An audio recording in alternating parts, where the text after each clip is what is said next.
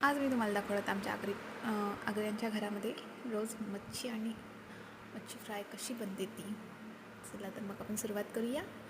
पहिले मच्छीचा रस्सा बनवूया. त्यासाठी टाकला आहे तेलामध्ये लसूण, टोमॅटो, मिरची ती छान तेलावर शिजून द्यायची आहे. त्यानंतर टाकणार आहोत मसाले, ते देखील छान तेलावर परतून घ्यायचे आहेत. त्यानंतर टाकूया अर्धा चिरलेला बटाटा, तो छान तेलावर मारून घेऊया. त्यानंतर टाकू त्याच्यामध्ये पाणी आणि बटाटा शिजेपर्यंत आपण शिजवून घेणार आहोत.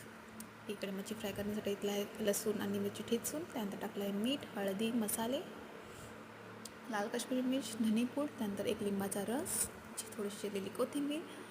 आपण मसाला छान मच्छीला लागेस तर मिक्स करून घेणार आहोत अशा प्रकारे. त्यानंतर गॅसवर ठेवला आहे पॅन आणि पॅनमध्ये टाकलं आहे तेल छान गरम होऊन द्यायचं आहे.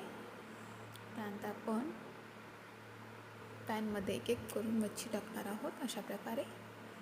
मच्छी छान पसरवून टाकायची आहे जेणेकरून चांगल्या प्रकारे फ्राय होईल.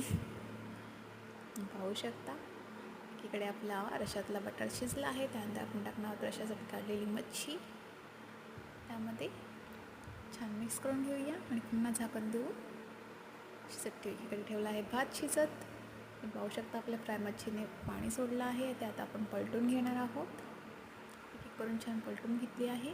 पाहू शकता आपली मच्छी 10 मिनिटांनंतर बरीच ड्राय झाली आहे. एकीकडे टाकलं आहे रश्श्यामध्ये कोकम आणि मच्छी शिजल्यानंतर टाकूया आपण सुकं खोबरं, थोडंसं पाणी.